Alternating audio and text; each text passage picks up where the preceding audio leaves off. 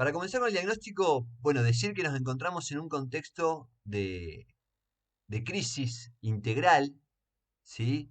Crisis por un lado de, del sistema mundo capitalista, ¿no? Un sistema mundo capitalista que ya no puede seguir dando saltos de escala, por eso proyecta ir a Marte, por ejemplo, Elon Musk, digamos, ¿no? Hay una imposibilidad de seguir dando saltos de escala en la ampliación de la lógica del capital.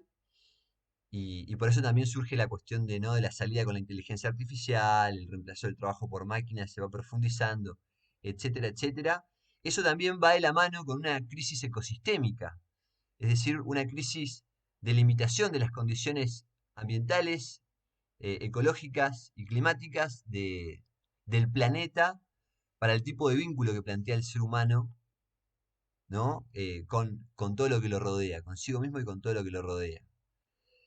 Eh, y esto se da también justamente para todo de la mano con una crisis civilizatoria. Es la crisis del proyecto de la modernidad occidental, que ya no da para más, que ya caducó y que de alguna manera, eh, ante esa crisis, la hegemonía, la hegemonía occidental, la hegemonía de, del globalismo transnacional representado por la OTAN, con su brazo más socialdemócrata y con su brazo más de derecha conservadora, no pretende soltar la hegemonía, no pretende perder la hegemonía en plena transición. Eh, entonces, que no pierda la hegemonía nos ubica en un escenario límite, ¿no? Estamos en un escenario límite, y en ese escenario límite ellos lo que van a pretender es, en lugar de que ellos pierdan la hegemonía, que la reestructuración del planeta, la reestructuración de la especie, la reestructuración de todo, se acomode en función de que ellos sigan conservando la manija del poder y la dominación. Pero esto se da en el marco también de un mundo que va tomando cada vez más también tintes multipolares, o sea, el multipolarismo no deja de ser un proceso en ascensión, entonces la hegemonía no está centrada en el bloque occidental de la OTAN, sino que encontramos también ciertos poderes emergentes a nivel mundial. Sin embargo, esto de lo que yo exponía en la Cámara de Diputados tiene que ver con que particularmente ellos tienen el control de los gigantes tecnológicos. Es decir, ellos tienen la capacidad hoy en día de afectar los psiquismos y las sociabilidades particularmente, eh, y eso les da una gran ventaja, ¿no? En el marco de lo que plantearon en plena pandemia de COVID-19 como la guerra cognitiva, ¿no? Ellos creen que el desenlace geopolítico se va a dar particularmente en lo que entienden como, bueno, el escenario cognitivo, ¿no? Que también es una manera de concebir lo psíquico. Eh, entonces, en este marco de crisis integral que estamos atravesando a nivel mundial, el- lo que queda pendiente, si bien hay otros poderes emergentes, como veníamos diciendo, que no son el poder de la OTAN, viene quedando pendiente la cuestión de un nuevo hacia dónde, ¿no? Estamos en un escenario donde las propuestas que emergen en general son las ya conocidas, aparecen unas nuevas derechas, donde es el pasado en copa nueva, ¿no? Con nuevos tintes, pero es el neoliberalismo, en definitiva. Y tenemos los progresismos globalizados, ¿no? Las socialdemocracias globalizadas que tampoco rompen con el punto de partida, ¿no? de la modernidad occidental, con ese punto de partida filosófico, ontológico, siguen reproduciendo. Entonces, en ese escenario y ante la situación en la cual los países orientales emergentes tampoco tienen la capacidad de plantear un hacia dónde convergente, es que nosotros consideramos que las miradas pueden llegar a estar puestas en América Latina, en tanto caldero de mixturajes donde puede surgir una alternativa. Una alternativa civilizatoria que no, que lo volvemos a decir, digamos, tiene que ver justamente con un nuevo hacia dónde, ¿no? Un nuevo horizonte de época, como diría Linera. Esto hay que conjugarlo, bueno, ya estamos en el escenario regional, nos acercamos también al escenario nacional, pero digo, más allá del escenario nacional, regional, hay algo que seguimos compartiendo, que es, hay una situación de hipermediación digital y algorítmica, es decir, el poder y la dominación viene avanzando cada vez más en lo que respecta al ser humano y cada vez más en relación a lo psíquico y particularmente inconsciente. Eh, Eso va de la mano también con una crisis institucional, es decir, una crisis de legitimidad del Estado, una crisis de legitimidad de las instituciones que tienen que ver con su incapacidad de resolver las necesidades más elementales de la población y por otro lado, con justamente las avanzadas tecnologías digitales y algorítmicas a las cuales el Estado empieza a perder protagonismo, ¿no? En lo educativo, en los procesos de socialización, y no tiene capacidad de reactualizarse justamente por la imposibilidad de poder concebir un horizonte de época alternativo, ¿no? A lo que estamos viviendo hoy en día. Como si fuese un gran callejón sin salida, un conjunto de encerronas que van dando lugar a lo que pareciera ser un callejón sin salida, hasta que lo que destrabe sea identificado y bueno, y desde ahí poder destrabar, pero no es algo que pueda hacer una persona, no es algo es algo que de alguna manera tiene que alimentarse en las resonancias de lo social. Por eso, por eso la iniciativa de alternativa civilizatoria, por eso la iniciativa de este espacio y de esta instancia inclusive.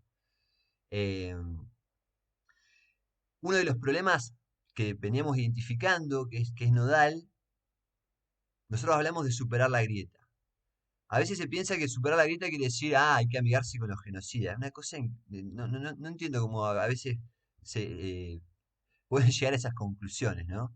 Cuando hablamos de superar la grieta tiene que ver con superar registros que han sido escindidos, registros ideológicos culturales que han sido escindidos, ¿no? Que también pueden ser concebidos en términos de eh, esto que yo vengo planteando, o sea, venimos planteando como complejos psíquicos, ¿no? De un lado, del lado del progresismo, se resalta más la racionalidad, del lado de las nuevas derechas se resalta más la pasión, del lado de las nuevas derechas tiende a quedar más la espiritualidad, del lado de los progresismos queda más la racionalidad, bueno, ¿no? Ciencia, espiritualidad, la tradición, la deconstrucción, el desarrollo, el cuidado ecosistémico, tienden a ser como registros que quedan escindidos, quedan separados, y, y eso es parte de todo lo que tenemos que integrar para poder eh, plantear una propuesta que justamente logre una nueva mayoría, ¿no? Logre también superar esa encerrona que tiene que ver con los tienen partidos al medio a las sociedades, ¿no? Las tienen partidas al medio a partir de la decisión de estos registros. Eh, bueno, mucho de esto que en realidad de integrar los opuestos, ¿no? Integrar los registros descendidos, no es que no sea algo que se haya planteado ya en la historia argentina, ¿no? Tiene que ver con la filosofía presente, por ejemplo, en Perón, ¿no? Y ciertas experiencias históricas que se han planteado en esa línea. ¿Cuál es el problema con esto? De que hoy en día estamos en una situación donde también se han generado los solipsismos identitarios. Es decir, ya decir Perón o peronismo, eh, en un sentido te ubica de un lado de la grieta, posiblemente, ¿no? Que no quiere decir no quiere decir que Perón haya perdido ese potencial filosófico, no, para nada. Pero sí hay un desgaste y, y hay como una necesidad, una manera de generar algo nuevo. Que no es algo que tenga que ser un punto de partida necesariamente, sino que en realidad tiene que decantar en función de las resonancias que se vayan alimentando y que vayan en ese espíritu, ¿no? En esa dirección. Entonces, también es parte de la orientación y de este espacio, digo, y también de un diagnóstico que hacemos de identificar la crisis de separación identitaria e ideológica, ¿no? Que es parte también de una ilusión de separación, que está en la génesis de la modernidad, en la génesis del punto de partida filosófico de la modernidad. Eh, entonces, nosotros necesitamos de alguna manera compartir una, una perspectiva filosófica, como les venía diciendo, que es necesario que sea transversal a los espacios de participación, que sea transversal a las militancias, ¿no? A las construcciones políticas, que ya existen, digamos, y es verdad que este espacio va a tener una impronta más, puede tener una impronta más universitaria, puede tener una impronta más de la reflexión filosófica, pero es necesario y es complementario de otros procesos organizativos, ¿no? Pretende ser complementario de otros procesos organizativos, como por ejemplo los procesos organizativos de los movimientos desocupados en Argentina, por nombrar algo, ¿no? Eh, Ellos están más organizados que nosotros, inclusive. Nosotros estamos más complicados, ¿no? Hay un problema con la clase media particularmente. Bueno, compa. Advertencia. Bien, perfecto. Sí, se ve. Advertencia: el siguiente hilo porta un alto voltaje descolonizador. Bueno, este era un meme, un hilo de memes coloniales.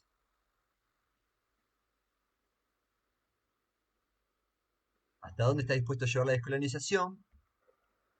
Y bueno, metimos un personaje más, además del Pepe Mujica, que era el Doc, que un poco va en la línea de conjugar las tres temporalidades, ¿no? Pasado, presente y futuro.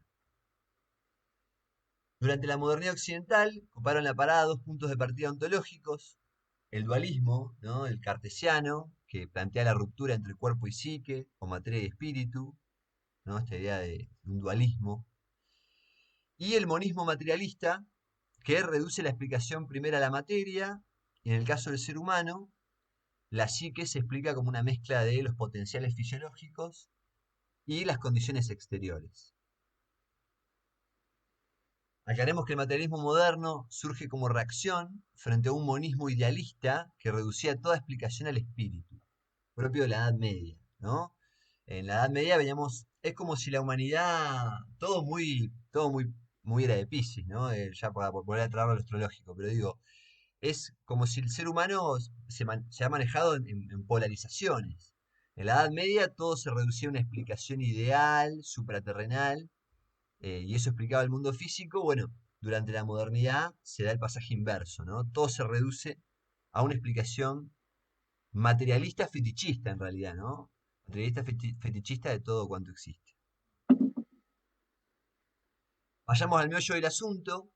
Tanto el dualismo como el monismo materialista parten de dar por sentado la existencia de entes individuales.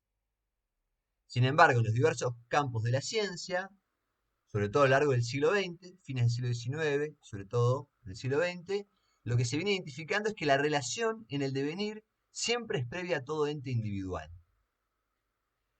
Digamos, esto, ¿no? De que tanto el dualismo como el monismo parten del hilemorfismo de Aristóteles. Ahora vamos a llegar a esto del hilemorfismo de Aristóteles. ¿Qué es esto del hilemorfismo de Aristóteles? Eh, Toda la digamos, Aristóteles da por sentado la existencia de entes individuales. Si uno observa la realidad, uno ya percibe, ¿no? Percibe el ente individual, podríamos decir. Pero lo cierto es que a lo largo del siglo XX, desde el principio del siglo XIX, pero a lo largo del siglo XX, los diferentes desarrollos de las ciencias van dando cuenta que en lo más micro de lo micro, lo que nos encontramos es que la relación es lo único capaz de detentar rango de ser. La reflexión filosófica que tuvo recién, digamos, que compartió recién Rosmarie, tiene un asidero concreto en las ciencias. Esto es la dualidad onda-corpúsculo en lo microfísico y la inseparabilidad de los quarks. El elemento más pequeño del cual puede abordar la física hasta ahora son los quarks. Y los quarks no pueden ser separados. Cuando se intenta separar un quarks, aislarlo de los demás, la fuerza que se genera para separar ese quarks termina generando otros quarks. Entonces nunca encontramos un quark separado. Positivo y negativo en la energética, unos y ceros en la cibernética, doble hélice del genoma, que lo había nombrado también Rosmarie, y cuerpo psique en el ser humano. Cuerpo psique en el ser humano como una de las tantas relacionalidades que vertebran los diversos dominios de la realidad. Pero a su vez, en la psique está constituida por la relacionalidad consciente e inconsciente, ¿sí? Consciente e inconsciente como una relacionalidad. Y el inconsciente mismo constituye una relacionalidad entre el impacto de las experiencias interiores de la exterioridad, o sea, el impacto de las experiencias interiores de la exterioridad, las experiencias de vida, y un principio de afirmatividad interior. ¿Sí? El inconsciente es una relacionalidad entre un principio de afirmatividad interior y las experiencias de vida, podríamos decir. Ese principio de afirmatividad interior no puede ser reducido a lo fisiológico. Que esta es la premisa de Freud, que en gran medida continúa Lacan también, ¿no? Que el principio de afirmatividad de lo inconsciente se reduce a lo fisiológico. Bueno, si uno se para desde Jung, podemos pensar que ese principio de afirmatividad del inconsciente es tanto fisiológico como psíquico. Es decir, es una relacionalidad también. Acá yo abro otra pregunta que se podría abrir y decir, bueno, y esa cualidad arquetípica del principio de afirmatividad interior, a su vez es una relacionalidad de otra cosa y no lo sabemos. Hasta ahí llegamos, digamos, ¿no? Si lo arquetípico a su vez es una expresión fenoménica de algo que nosotros no podemos percibir, bueno, es una posibilidad abierta que no podemos responder. ¿Pero qué quiere decir que el principio de afirmatividad de lo inconsciente no puede ser reducido a lo fisiológico, sino que es fisiológico y psíquico al mismo tiempo?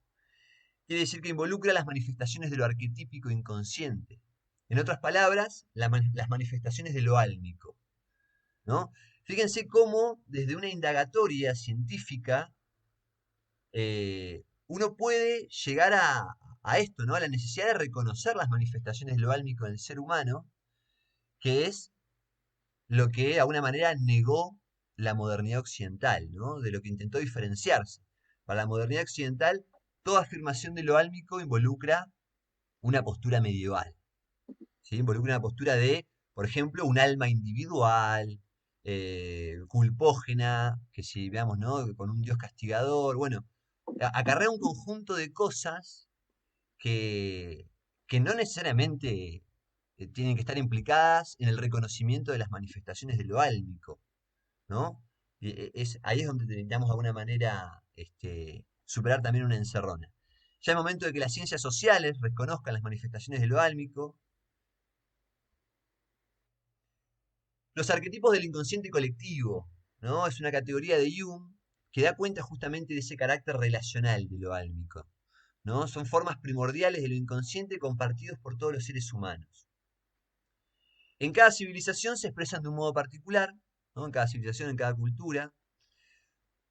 Pero ¿qué pasa? Muchas veces a Jung se lo conoce por las categorías de arquetipo, inconsciente colectivo, sincronicidad, pero se escapa una categoría que es clave en Jung para entender su propuesta, que es la categoría de complejo psíquico.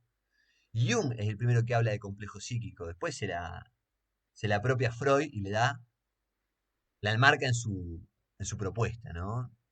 Toma otro sentido. Los arquetipos no se manifiestan de modo directo, sino a través de complejos psíquicos y símbolos. Un complejo psíquico, categoría que, bueno, ya lo dije, el complejo psíquico constituye una configuración relacional entre un potencial arquetípico y el impacto de las experiencias de vida, donde las más tempranas suelen ser las más afectantes. Jung plantea que el complejo condiciona al arquetipo a la vez que posibilita su manifestación, lo singulariza. Todo ser humano constituye una trama específica de complejos psíquicos. Otra de las cosas que decía Jung es que, lo decía en la década del 30, del siglo XX, es que el complejo puede ser pensado como una psique parcial al interior de la psique, ¿no? Es como si, en lugar de que tuviésemos un único yo, se podría pensar la hipótesis de que tenemos una multiplicidad de yoes. Que igual Jung no lo plantea en esos términos porque también es polémico, pero sí las neurociencias lo están planteando hoy en esos términos, ¿no? Por ejemplo, Harari, en su libro Homo Deus, Harari es un intelectual del establishment, no es alguien a reivindicar políticamente, pero hasta él reconoce que hoy en día las neurociencias son afines a confirmar la hipótesis de la multiplicidad de yoes a la idea de un único yo. Es decir, estamos habitados por una multiplicidad de voces, una multiplicidad de facetas. Y que también es parte de la configuración psíquica reprimir algunas de esas voces y otras resaltarlas. Bueno, acá está un poco planteado lo que expliqué recién.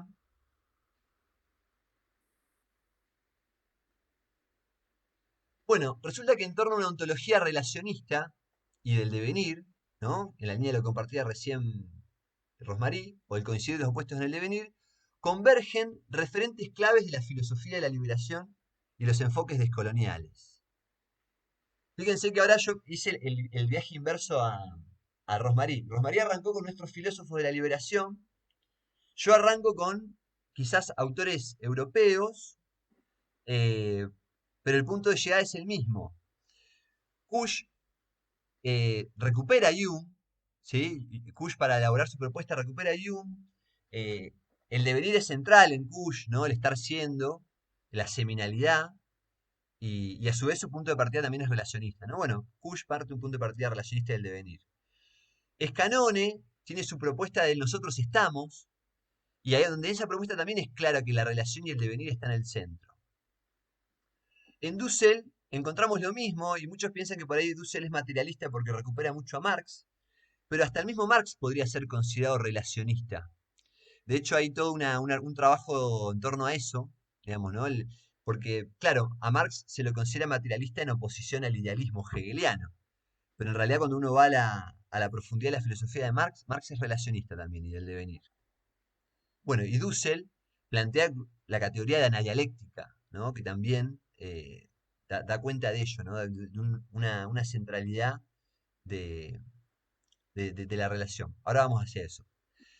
Después hay un europeo que tiene compatibilidades estructurales con Freud, y con Foucault, pero que deviene fundamental para entender las modalidades algorítmicas y digitales del poder en la actualidad y que tiene algo en común con Jung. Ambos patean el tablero de los prejuicios presentes en las premisas de la ciencia moderna occidental, especialmente en las ciencias sociales. Bueno, se trata de Simondon, que Simondon, a mitad del siglo XX, identifica una convergencia general de las ciencias en torno a las mismas coordenadas: información, comunicación, preindividualidad, metaestabilidad, sistema abierto, resonancia. Estas categorías que pueden resultar complejas tienen una gran afinidad con Jung y además empiezan a ser claves en los diferentes registros de las ciencias, ¿no? En la biología molecular, en la cibernética, en las ciencias sociales, en la psicología, etcétera, etcétera, ¿no? En la termodinámica. Jung y Simondon comparten las mismas críticas al ilemorfismo aristotélico, ¿no? Que lo hemos explicado recién, a la teoría de la adaptabilidad exteriorista determinista, ¿no? Que es la idea de que la adaptación se reduce al impacto de la exterioridad en la interioridad. ¿Sí? Tanto Jung como Simondon consideran que la adaptación no es posible sin la resonancia interna de los individuos involucrados, ¿no? Indisociables de los procesos de adaptación. Bueno, ambos se diferencian del psicoanálisis freudiano y de aquellas semióticas que reducen el símbolo a un simple signo arbitrario. Lo metaestable en Simondon es una categoría clave que Simondon dice, cuando uno va a los trasfondos de los diversos dominios de lo real, lo que nos encontramos es una tensión entre órdenes de magnitud. Una tensión entre órdenes de magnitud sobre cuya polaridad logra establecerse equilibrios relativos. ¿Sí? Esa es la condición de lo metaestable. Es decir, un principio de polaridad de opuestos complementarios. De opuestos que además, digamos, a pesar de su condición de opuestos, no dejan de ser complementarios. Y acá está la cercanía con la categoría de anadialéctica de Dussel, de los filósofos de la liberación en general, donde el encuentro con la polaridad, digamos, el encuentro con el opuesto es fundamental. Es intrínseco del ontológico. La integración de los opuestos, que es lo que nosotros tenemos que encarar, por ejemplo, en relación a la grieta, en relación a los registros descendidos, bueno, la integración de los opuestos es la condición del ontológico, en los diversos dominios de lo real. De hecho, este carácter de lo metaestable es el carácter de los complejos psíquicos en Jung. Los complejos psíquicos son un equilibrio relativo entre una tensión entre órdenes de magnitud, ¿no? Entre un principio de afirmatividad interior y las experiencias de la vida. que, bueno, es un equilibrio relativo, es decir, que es fluctuante, que va variando, ¿no? Y acá tiene que ver con las individuaciones, tiene que ver con el devenir, ¿sí? Y que además la integración de los potenciales eh, involucra sí o sí los vínculos, es decir, involucra las relacionalidades vinculares. La otra categoría clave en Simondon es lo preindividual. Y lo preindividual, ¿qué quiere decir? Simondon encuentra que en los diversos dominios de lo real, todo individuo viene aparejado a una carga de potencialidad, ¿no? Una carga de potencialidad que es factible que pueda desplegar en el transcurso de su devenir vital. Pero para poder desplegar ese potencial, no lo puede hacer solo, sino que el despliegue de esa potencialidad involucra indefectiblemente, indisociablemente, las relacionalidades vinculares. Esto factible de pensarlo no solo en el ser humano, ¿no? En los diversos dominios de lo real. Y fíjense la cercanía con la categoría de arquetipos de Jung. Los arquetipos de Jung, ¿no? Los potenciales arquetípicos que nos habitan, son una carga de potencialidad factible de desplegar en el transcurso de nuestra vida, pero para poder hacerlo necesitamos de las relacionalidades vinculares. No lo podemos hacer individualmente. Y muchas veces a Jung se lo prejuzga como un psicólogo subjetivista, individualista. Nada más lejos de su propuesta. Nada más lejos de su propuesta. Para Jung también la relación está en el centro. Bueno, esta es una foto que sacamos cuando fuimos una tarde con Berenice y con el Rafa, que hoy no pudo venir, eh, en el bosque de La Plata. Estábamos conversando, hablábamos del arquetipo de Mercurio, que es justamente la integración de los opuestos, y de Exo-Electra, ¿no? Bueno, el arquetipo de Mercurio obviamente tiene sus diferentes... se le puede llamar Mercurio, se le puede llamar Exo-Electra, se le puede llamar... imagino que se le está viniendo nombres ahora a la cabeza en este momento a muchos integrantes del espacio. Pero ¿qué es esto, no? En definitiva, ¿no? La integración de los opuestos, que es la condición de lo metaestable, ¿no? Un equilibrio relativo entre una tensión entre órdenes de magnitud. Bueno, mientras teníamos esta conversación, veíamos a este sujeto como agarraba y ponía una soga entre árbol y árbol y pasaba cual equilibrista eh, por los dos árboles. Bueno, esto creo que lo expliqué recién, ¿no? La cercanía entre preindividualidad y arquetipos del inconsciente colectivo en Jung. Eh, Sí, no hay nada nuevo de lo que dije recién. Fíjense, ¿no? Este cruce, ¿no? Entre dos autores que de alguna manera habían sido rezagados en el viejo continente. Bueno, el viejo continente, es una manera de decir, ¿no? En Europa. eh, Jung y Simondon, ¿no? Que fueron de alguna manera, no se les dio mucha pelota. Y hoy en día empiezan a cobrar cada vez más relevancia, ¿no? Y hace poco se recibió alguien de la Universidad de Córdoba con una tesis sobre Jung. A mí me aceptaron el plan de trabajo en CONICET para involucrar a Jung en los estudios del poder. Toda una novedad, digamos, ¿no? Es esto que estamos viviendo. De a poco está habiendo lugar para el religamiento de ciencia y espiritualidad. Es inevitable. Es inevitable, es lo que nos permite destrabar la encerrona civilizatoria. Y fíjense qué equipazo, ¿no? Realmente tenemos un... Acá yo destaco estos cinco, pero acá están los que nombró Rosmarie, ¿no? Bueno, Benjamin, Hinkelamer. Hay tantos que se pueden sumar acá, tantas, ¿no? Me están faltando mujeres. No porque no las haya, sino porque quizás yo desconozco. eh, pero sin lugar a dudas, tenemos un potencial de construir un mixturaje interesante en la línea de esto, ¿no? De una alternativa civilizatoria. El asunto es que con este puente entre nuestros filósofos fundamentales y los autores que constituyen la fisura del canon epistemológico moderno occidental, uno, es posible precisar mejor y mejor qué y cómo afectan en el inconsciente las modalidades algorítmicas y digitales de nuestros tiempos, fundamentalmente al involucrar la psicología analítica de los complejos de Jung, ¿sí? Esto es clave. No, los estudios del poder no terminan de entender qué es lo que afectan en el inconsciente.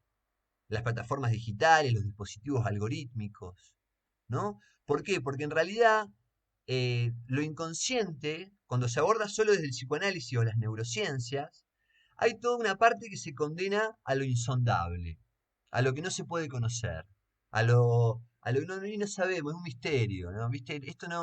hay como una especie de traba, ¿sí? De traba que tiene que ver justamente con los prejuicios de la modernidad. Que si nosotros superamos esa traba y superamos esos prejuicios, podemos entender con mayor precisión qué es lo que logran capturar los dispositivos digitales y algorítmicos y qué es lo que logran neutralizar. Que lo que logran neutralizar son los potenciales arquetípicos que nos habitan. 2. Podríamos superar la crisis de las directrices aún disciplinarias de nuestras instituciones, verticalistas, homogeneizantes, las cuales devienen impotentes ante las dinámicas de las tecnologías digitales y algorítmicas que logran seducir e influenciar sutilmente, ¿no? Las tecnologías digitales y algorítmicas no nos obligan a nada, nos divierten, tapan huecos afectivos, nos apañan, ¿sí? Nos dan un placer inmediato. Y frente a eso, el profesor que obliga o la institución educativa que limita la educación a la incorporación de conocimiento exterior, pierde capacidad de influenciar.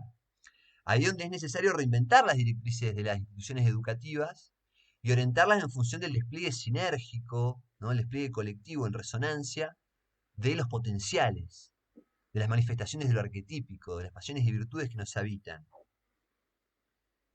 Por eso el reconocimiento de las manifestaciones de lo arquetípico brinda nuevas posibilidades para las resistencias, ¿no? Se las suele llamar resistencias, nosotros preferimos llamarlas políticas de liberación social, ¿no? Si nosotros pensamos que el ser humano, fíjense lo que fue el impacto de la deconstrucción en las ciencias sociales. No porque no haya sido necesario, sino de que si nos quedamos ahí hay un problema. Recién un compañero preguntó por la posmodernidad. Bueno, esta idea de creer que el ser humano es solo efecto de la exterioridad nos deja en un vacío absoluto frente a las tecnologías del poder. Si solo somos efecto de la exterioridad, ya está. Firmemos la derrota, o sea, ¿qué vamos a hacer? Ahora, si entendemos que el ser humano está habitado por potenciales que no terminan de ser capturados del todo por las formas del poder y la dominación, bueno, tenemos un desde dónde anclar las resistencias, tenemos un desde dónde anclar las políticas de liberación social.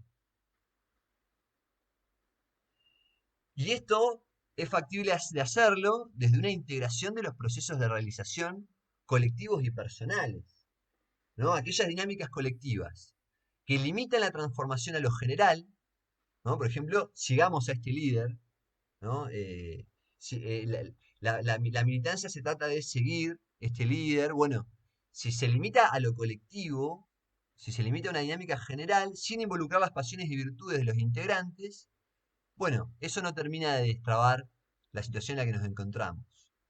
Y por otro lado, tenemos propuestas que limitan la transformación a lo individual, ¿no? Esto, lo que nosotros venimos a proponer no es espiritualidad al estilo New Age, ¿no? De el individuo que se libera solo, digamos, ¿no? Que se ilumina, no. Digamos, ¿no? Eso es neoliberalismo también, ¿no? Termina reproduciendo lo que ya está en la matriz moderna y no sale de ese solipsismo. Resulta fundamental ese pasaje de lo espiritual a lo político, ¿no? Y lo venimos viviendo también, ¿no? Las espiritualidades se van acercando a lo político y a su vez lo político se va acercando a lo espiritual, desde una orientación liberacionista en sentido comunitario. La consigna podría ser despliegue sinérgico de los potenciales arquetípicos en todas las instancias colectivas posibles. En ese sentido estamos pensando en la espiritualidad. Cuando pensamos en la espiritualidad no pensamos en seguir una religión. En todo caso, valernos de muchas, valernos de todas las que aporten. Eh, Porque en realidad tiene que ver justamente cuando pensamos en la espiritualidad, estamos pensando en el despliegue de las plenitudes, ¿sí? Las plenitudes en sentido colectivo, en sentido comunitario. Esa es la espiritualidad, en definitiva. Lo demás es panfleto, digamos, lo demás, si no involucra eso, es panfleto. Desde acá también muchas medicinas no reconocidas por el canon científico moderno occidental, aquellas que ya dan sobradas muestras de sus beneficios, cuentan con un marco epistemológico que las sustenta, ¿no? ¿Cuántas medicinas que no terminan de ocupar el lugar que podrían ocupar en nuestras sociedades y que nos permitirían purgarnos y limpiarnos de muchas cosas? Bueno, acá también encuentran un marco epistemológico. Y por último, y no menos importante, en relación a la grieta, ¿no? que domina hoy en día en nuestros pueblos, nuevas derechas y progresismos globalizados, acá tenemos también un nuevo punto de partida ontológico y ético. Decimos ontológico y ético porque justamente partir de la relación es un punto de partida ético, ¿no? Romper el individualismo. Pero a su vez, que la relación esté en el centro, no solamente es un punto de partida ético, sino que relacionalmente es un punto de partida ontológico, porque es la condición de lo ontológico, que nos posibilita religar en clave no dogmática ciencia y espiritualidad, política y espiritualidad, tradición y deconstrucción, razón y pasión, libertad, igualdad, etcétera, etcétera. Construir un nuevo coincidir de los opuestos en el devenir, lo político-cultural, para superar la grieta.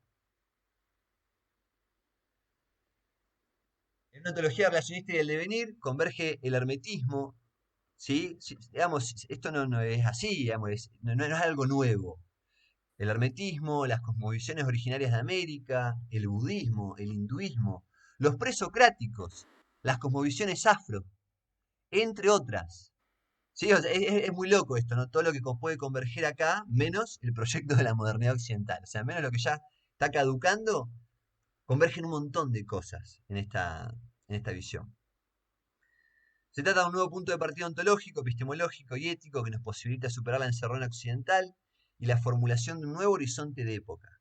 Una genuina alternativa civilizatoria desde el caldero de misturajes de nuestra América. Desde una conjugación simultánea de pasado, presente y futuro, ¿no? Se da una convergencia de las temporalidades, porque en realidad, como decía, esto no es algo nuevo, ya estuvo presente en un montón de civilizaciones y sigue estando presente. Está en el presente también en tanto es lo que no es.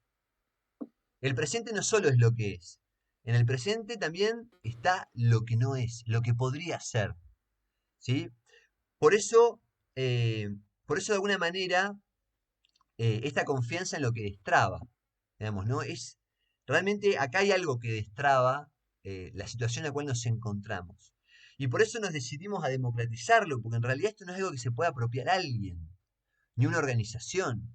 Esto es algo que tenemos que compartir, que ahora en realidad eh, hay que ver qué quedó también de lo que hemos compartido en este espacio, en ustedes, qué preguntas se abrieron, pero es algo que realmente tenemos que seguir alimentando, seguir problematizando, seguir eh, abriéndolo, digamos, ¿no? Expandiéndolo.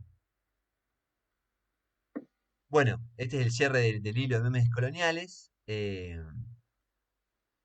Y bueno, acá se compartía en realidad el artículo que lo pueden buscar si les interesa, que es nueva epistemología y nuevo horizonte civilizatorio.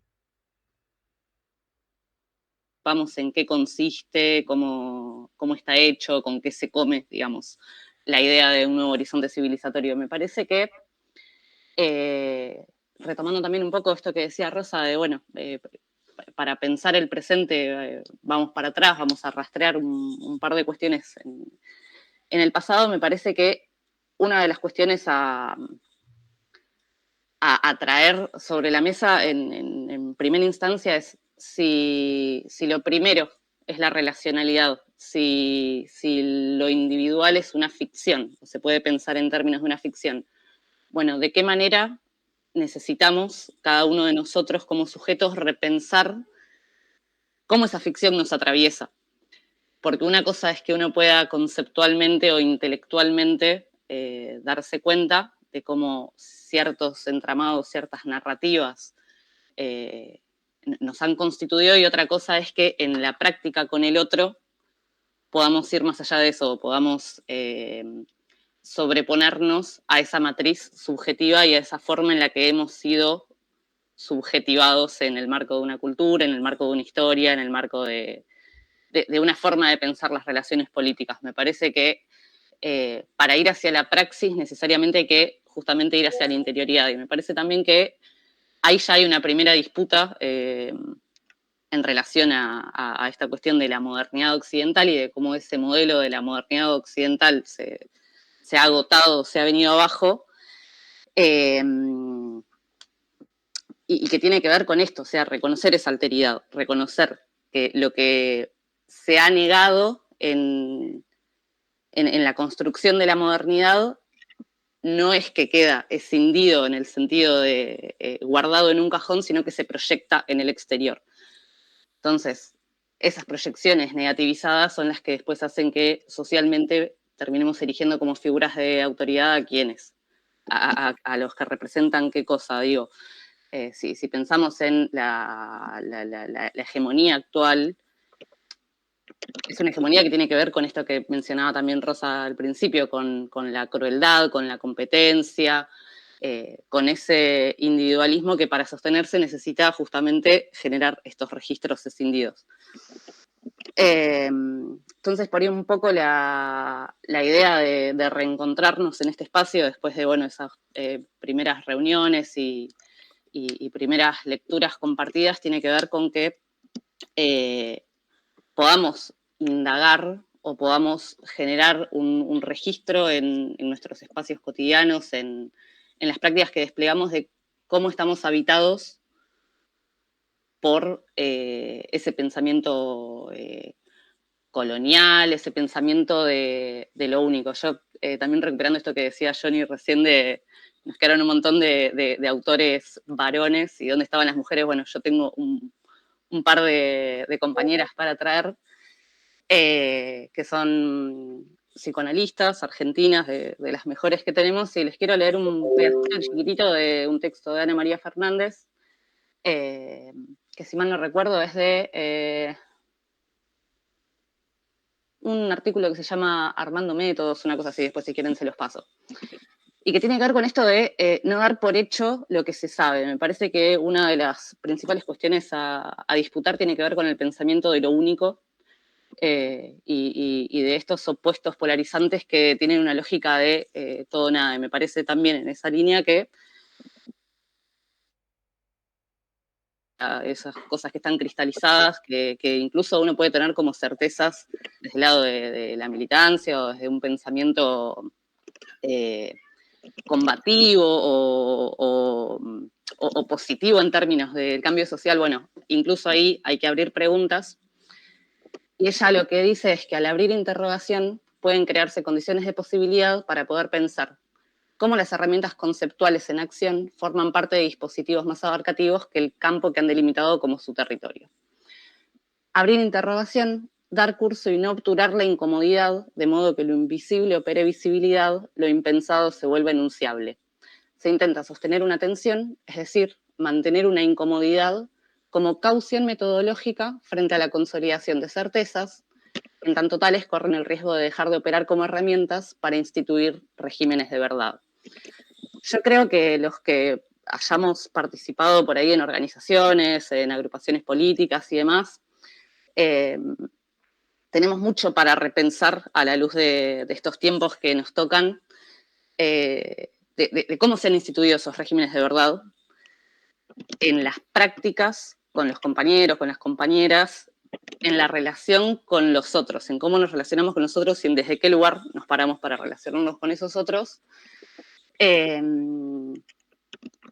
nos han obturado esa cuestión de que antes de todo está la relación, está el vínculo.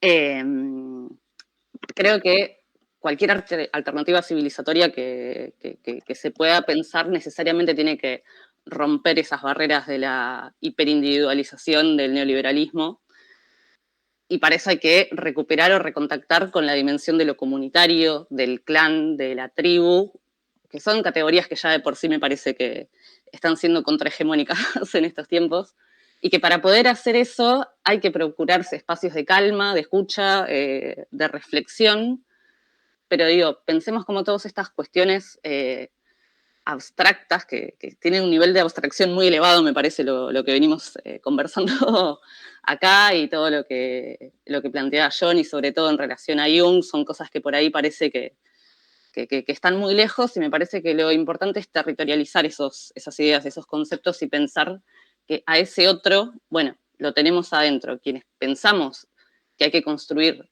una alternativa epistemológica, ontológica, civilizatoria en términos de las prácticas y las matrices que producen subjetividades, necesitan otros soportes,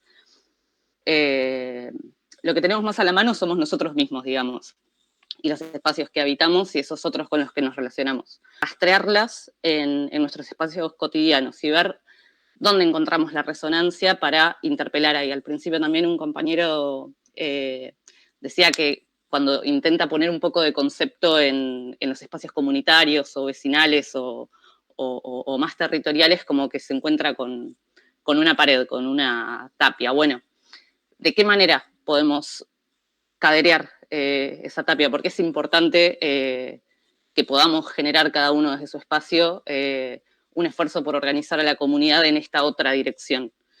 Esta otra dirección que, como decía, la tenemos que pensar, la tenemos que parir o la tenemos que construir, y para eso es necesario también encontrar en toda esa matriz subjetiva que nos ha heredado este modelo ya caduco, a mi entender, un resto que forma parte de la constitución subjetiva, de la constitución del psiquismo.